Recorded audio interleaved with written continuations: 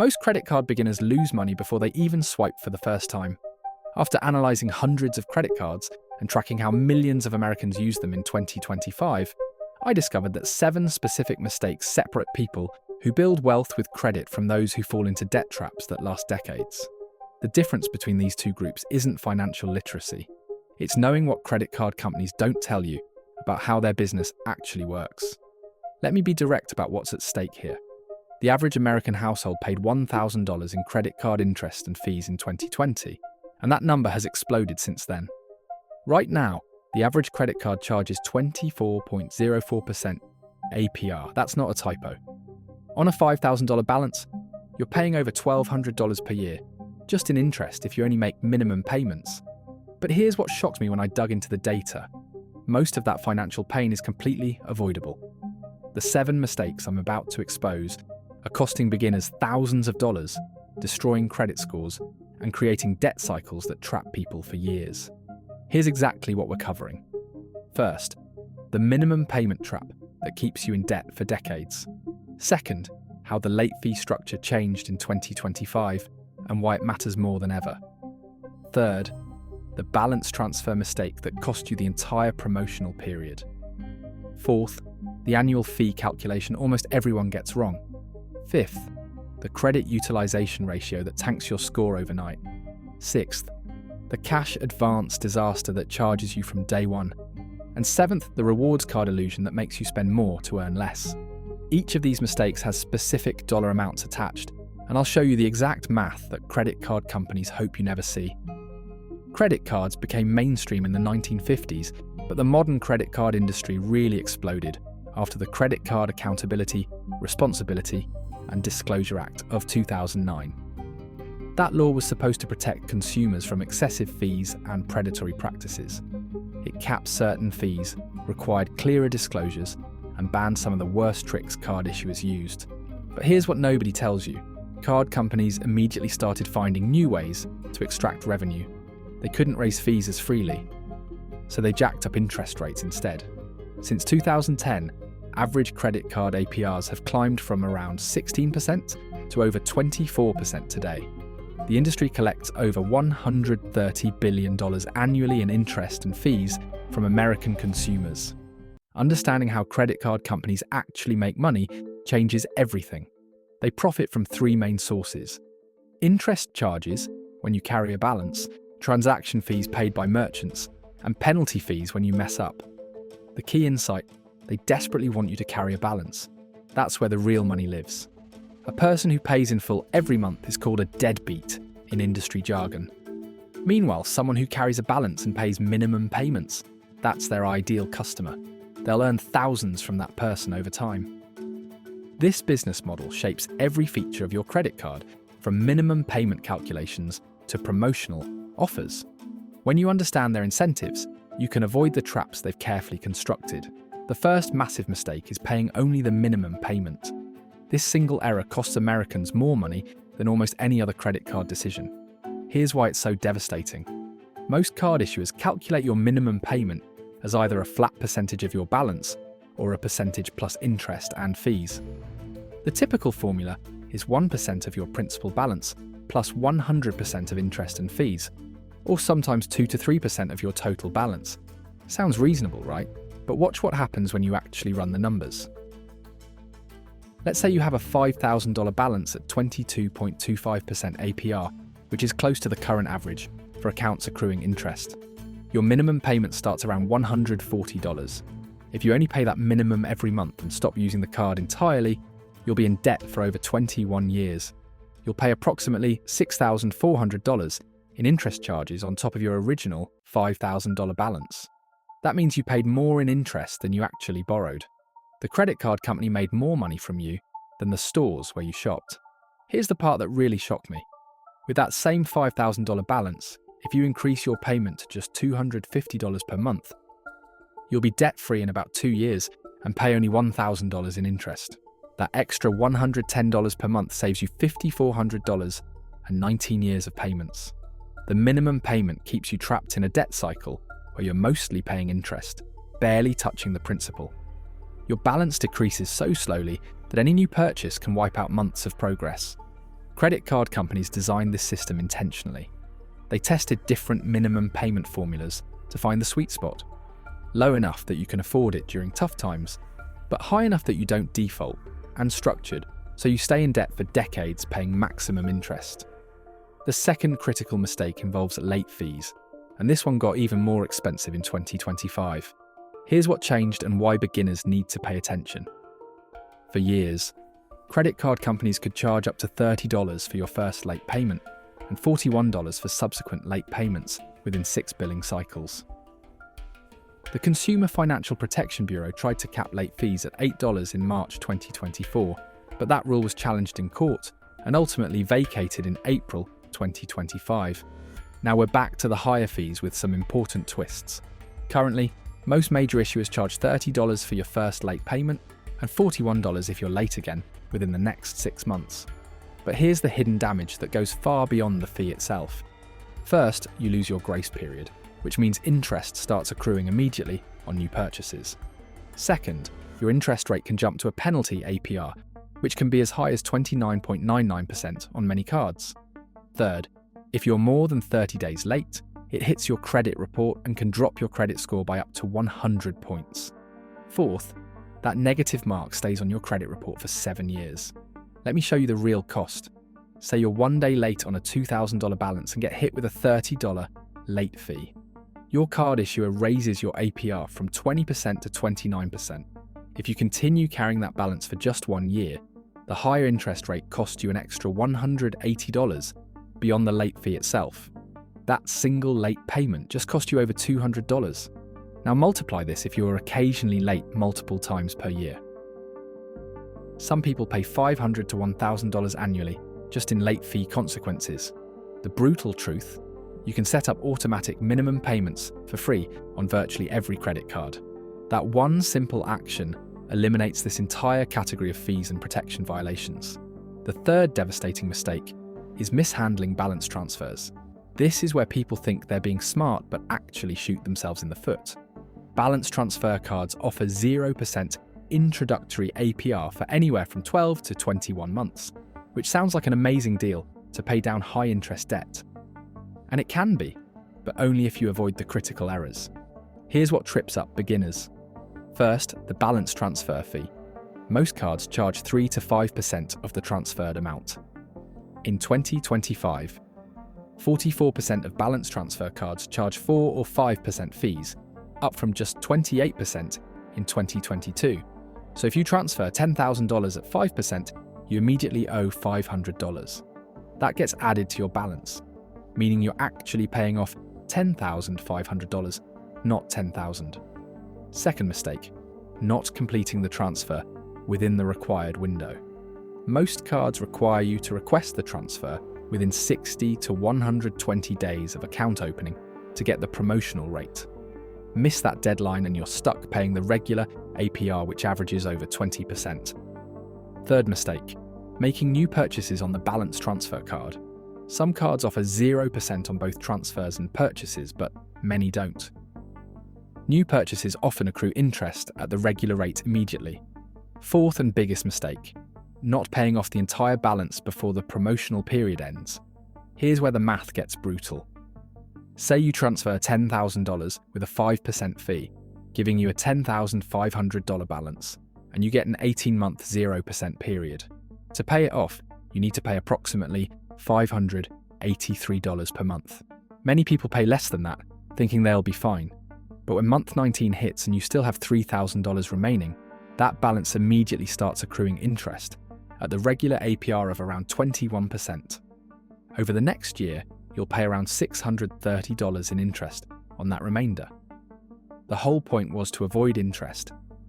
But poor planning meant you still paid it. The successful approach: calculate your exact monthly payment by dividing your total balance, including the fee, by the number of promotional months. Set up automatic payments for that amount, and don't use the card for anything else until it's paid off. The fourth mistake involves annual fees, and this is where beginners make terrible financial calculations. Many people either avoid all annual fee cards on principle or sign up for premium cards without doing basic math. Both approaches cost you money. Here's how to think about annual fees correctly.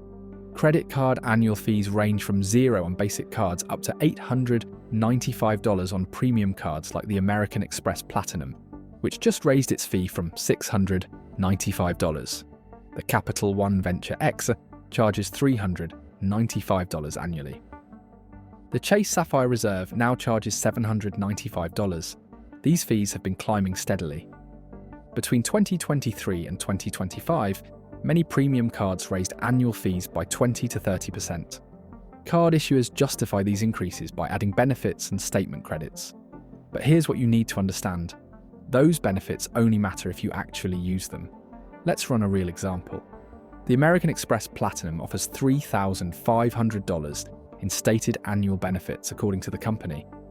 But that includes credits for specific retailers like Lululemon, Uber, and various subscription services. If you don't shop at those stores or use those services anyway, those credits are worthless to you. It's like a coupon for a store you never visit. Meanwhile, you're paying $895 for the privilege. On the flip side, avoiding all annual fee cards can cost you too.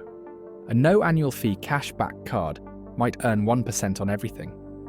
But a card with a $95 annual fee might earn 2% on everything. If you spend $30,000 per year on the card, the no-fee card earns $300 in cash back. The annual fee card earns $600, minus the $95 fee, giving you $505 net. That's $205 more per year by paying the fee. The correct approach? Calculate your annual spending by category, multiply by the rewards rate, subtract the annual fee, and compare cards. Use only the benefits you'd actually use. Ignore theoretical values. If a card offers airport lounge access but you fly once a year, that benefit is worth almost nothing to you. But if you're a frequent business traveller hitting 10 airports per month, lounge access could be worth thousands annually. The math is personal to your spending and travel patterns. Never pay an annual fee hoping you'll change your behaviour to justify it. The fifth critical mistake is misunderstanding credit utilisation, and this one damages your credit score fast. Credit utilisation is the percentage of your available credit that you're currently using. It's calculated both per card and across all your cards combined. This single factor accounts for approximately 30% of your FICO credit score. Here's where beginners mess up. Many people think that as long as they pay their bill in full each month, utilisation doesn't matter. That's false. Your credit utilisation is calculated based on the balance reported to credit bureaus, which is usually your statement balance, not your current balance. So even if you pay in full every month and never pay interest, if your statement balance is high relative to your credit limit, your score can drop. The recommended threshold is to keep utilisation under 30%. But the real sweet spot for maximising your credit score is under 10%. Let's say you have a credit card with a $5,000 limit. You charge $3,000 per month and pay it off in full when the bill comes. Your utilisation when the statement generates is 60%, which is terrible for your credit score, even though you're being financially responsible and avoiding interest. The credit bureaus see 60% utilisation and interpret that as high credit risk. Your score could drop 20 to 40 points just from that. The fix? Either request a credit limit increase to lower your utilisation percentage, or make a payment before your statement closes to reduce the reported balance. If you make a payment halfway through your billing cycle, your statement balance will be lower, your reported utilisation drops, and your credit score improves. Here's another trap. Some beginners think closing old credit cards helps their credit. It does the opposite. When you close a card, you lose that available credit, which increases your overall utilisation ratio. If you had 3 cards with a total credit limit of $15,000 and you're using $3,000, that's 20% utilisation. Close one card with a $5,000 limit, and now you have $10,000 available credit with $3,000 used, jumping you to 30% utilisation. Your score drops even though you didn't change your spending at all. The sixth mistake that destroys finances is using cash advances. This is one of the worst features of credit cards and should almost never be used. Here's why cash advances are financial poison. When you take a cash advance, 3 terrible things happen immediately. First, you get charged a cash advance fee, typically 5% of the amount withdrawn, with a minimum of $10. Second, interest starts accruing immediately, with no grace period. Unlike purchases where you don't pay interest if you pay in full by the due date, cash advances start charging interest from the moment you withdraw the money. Third, the APR for cash advances is usually higher than the purchase APR, often 25 to 29%. Let me show you how bad this gets. Say you need $500 fast and use a credit card cash advance. You pay a $25 fee immediately. The cash advance APR is 27%. Even if you pay off that $500 in just 30 days, you'll pay the $25 fee plus approximately $11 in interest for 1 month. That's $36 to borrow $500 for 30 days, which works out to an effective annual rate of over 86% when you include the fee. The seventh and final mistake is falling for the rewards card illusion. Credit card rewards are marketed as free money, but they're actually a psychological trap that makes you spend more to earn less. Here's how the game really works. Card companies have spent billions on research studying human behaviour. They've discovered that people with rewards cards spend 12 to 18% more than they would with cash or debit cards. The rewards make you feel good about spending. You rationalise purchases by thinking you're earning points or cash back. But if you spend an extra 15% to earn 2% back, you just lost 13% of your money. The math looks like this. Say you normally spend $2,000 per month, but because you're chasing rewards on your new card, you spend $2,300. That's 15% more. At 2% cash back, you earn $46 per month. Sounds great until you realise you spent an extra $300 to earn $46. You're down $254. The rewards cost you money. The smart approach to rewards. First, only count rewards as a bonus, never as a reason to spend. Spend exactly what you would have spent anyway and collect whatever rewards happen to result. Second, choose simple cashback structures over complex point systems, unless you're genuinely going to optimize the redemptions. Third, avoid cards with annual fees unless your natural spending definitely exceeds the break-even point. Fourth, pay your balance in full every month. If you pay even $1 in interest, it wipes out months of rewards instantly. At 22% APR, carrying a $1,000 balance for 1 month costs you about $18 in interest. That negates $900 worth of 2% cashback purchases. Let me give you the clear action plan based on everything we've covered. If you're carrying a balance right now, calculate the exact monthly payment needed to eliminate it in 12 to 18 months maximum. Set up automatic payments for that amount, and don't touch the card until it's paid off. For late fees, set up automatic minimum payments on every single card. There's no excuse for this fee in 2025. For balance transfers, only use them if you can pay off the full transferred amount before the promotional period ends. Calculate the required monthly payment, including the transfer fee, set it up automatically, and treat that card as off-limits for new purchases. For annual fees, calculate your actual spending in each category, multiply by rewards rates, subtract the annual fee, and compare the results across cards. Choose based on cold math, not marketing materials. For credit utilization, request credit limit increases on your existing cards. Make payments before your statement closes if you are using more than 30% of your limit, and never close old cards unless they have annual fees you can't justify. For cash advances, just don't. Find literally any other option. For rewards, spend based on your budget, not on rewards optimization. Want more of this in-depth financial analysis? Your likes and subscriptions guide what topics I cover next.